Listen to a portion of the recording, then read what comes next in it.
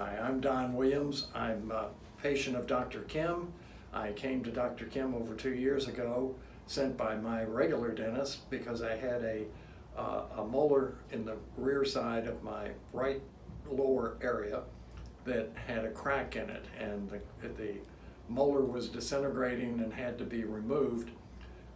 And in doing so, I was asked if I'd like to just leave it that way or have an implant put in.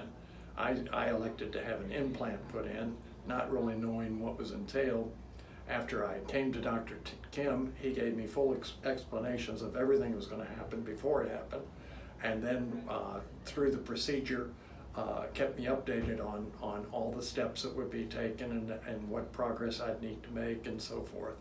It was an interesting and a very professionally handled implant procedure. I highly endorse anyone working with Dr. Kim and his staff. It's professional people doing very professional work, and I highly recommend an implant with Dr. Kim and his staff. Thank you.